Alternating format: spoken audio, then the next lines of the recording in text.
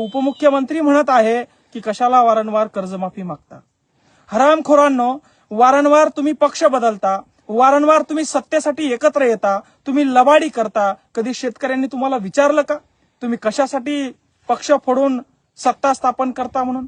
वारंवार तुम्ही उपमुख्यमंत्री होता, वारंवार तुमच्या पिढ्यांना, तुमच्या लेकरांना, तुमच्या मुलाबाळांना तुम्ही सत्तेमध्ये उतरवता। आम्ही तुम्हाला विचारलं का तुम्ही कशासाठी राजकारण करताय म्हणून?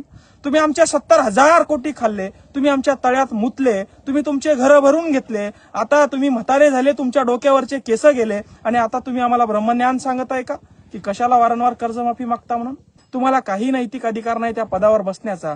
जर तुम्हाला शेतकऱ्याच्या भावना कळत नसेल, शेतकरी आत्महत्या करण्याच्या मानसिकतेमध्ये, अशा वेळी लबाड लांडग्यांनो, हरामखोरांनो, शेतकऱ्याच्या बाजूने उभं राहण्यापेक्षा कशाला वारंवार कर्जमाफी मागता म्हणून ओरडता? नालायक हो, लाज वाटली पाहिजे। संध्याकाळी जेवण करता का गू खाता रे तुम्ही? हरामखोरांनो, तुम्हाला लाज कशी वाटत नाही शेतकऱ्यांना म्हणता कशाला वारंवार या ठिकाणी कर्जमाफी मागता म्हणून?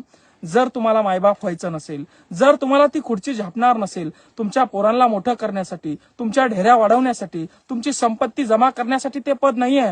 डॉक्टर बाबासाहेब आंबेडकरांनी, छत्रपती शिवाजी महाराजांनी हा महाराष्ट्र उभा केलाय। स्वतःचं रक्त सांडून आमच्या मावळ्यांनी या ठिकाणी या महाराष्ट्रामध्ये स्वराज्य निर्माण केलंय आणि या स्वराज्यामध्ये तुमच्यासारखे लबाड लोक एकत्र येऊन आमच्यावर शासन करणार असाल आणि आम्ही जेव्हा डबघाईला येतो, आम्ही जेव्हा संकटात सापडतो, तुमच्याकडे जेव्हा मदत मागतो, त्यावेळी तुम्ही कशाला वारंवार मागता म्हणून असं सांगणार असाल तर नालायक हो, तुमची आम्हाला गरज नाही।